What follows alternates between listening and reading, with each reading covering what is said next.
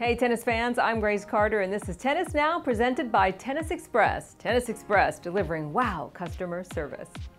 From skyscrapers to subways, New York City reminds us of life's highs and lows. We have hit the heights celebrating U.S. Open success stories, but today we detail the downers from Flushing Meadows, our top 10 U.S. Open disappointments. We love his hustle, dedication, and grit to play much of the season while battling injury and illness, but Andy Murray disappointed us with his timing.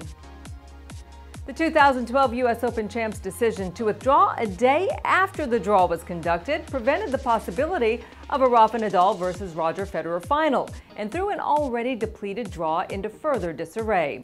It also created a competitive imbalance in the bottom half of the draw. Given Andy was plagued by a chronic hip injury that has sidelined him since his Wimbledon quarterfinal loss back in July and was limping visibly during the U.S. Open practice week, all signs pointed to Andy pulling out. The timing of his withdrawal didn't help the tournament at all, which was already missing Novak Djokovic, Stan Wawrinka, Kei Nishikori, and Milos Raonic. Knowing Andy Murray was hurt and had not played in more than a month, and that third-seeded Roger Federer trailed the number 2 by just 5 points in the ATP rankings, the U.S. Open should have seeded Federer second, in our view. Consider that Fed is a 5-time U.S. Open champion. The Grand Slam king dominated much of the hardcourt season, winning the Australian Open and Indian Wells and Miami back-to-back. It was a no-brainer to elevate him to the number 2 seed, which would have created a much more competitive draw. Cincinnati finalists Grigor Dimitrov and Nick Kyrgios, two of tennis's most exciting players, right? Both big buzzkills in New York.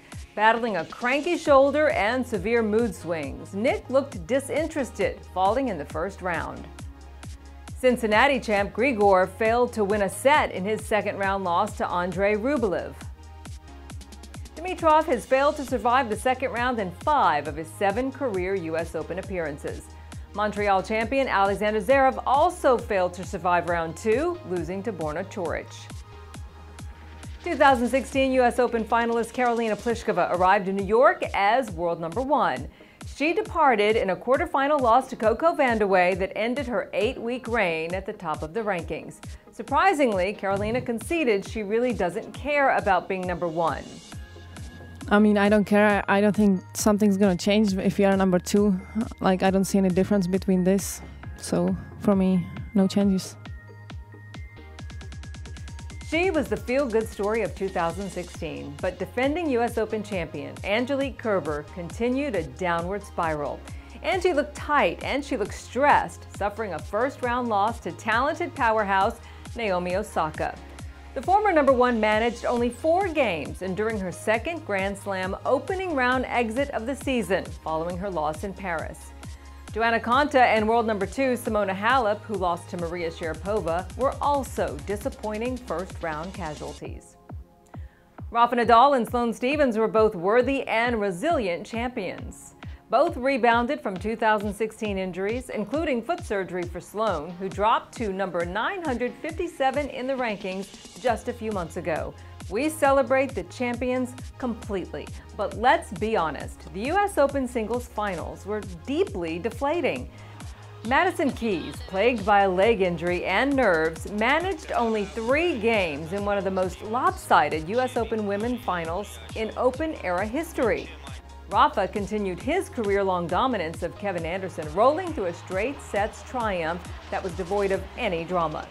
Contrast these finals to the Australian Open finals when Roger defeated Rafa in a 5-set thriller and Serena edged Venus in the ladies' final, and the U.S. Open finals were both anticlimactic in comparison. And we've reached the lowest of the lows. Our biggest U.S. Open disappointment, Fabio Fognini. When he's engaged, Fabio is one of the most entertaining players in the game. When he's enraged, Fognini can be rude, crude, and downright nasty.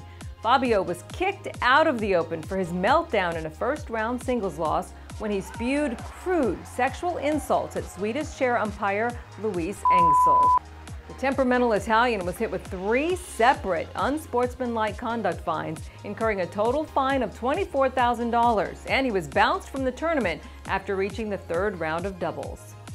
Fabio says if the board bans him from the Australian Open, he's going to accept that decision because actions have consequences and he needs to pay for what he did. He says he's aware of the severity of his mistake and he'll take whatever comes his way. And that's our news for now. I'm Grace Carter. We'll see you next time here on Tennis Now.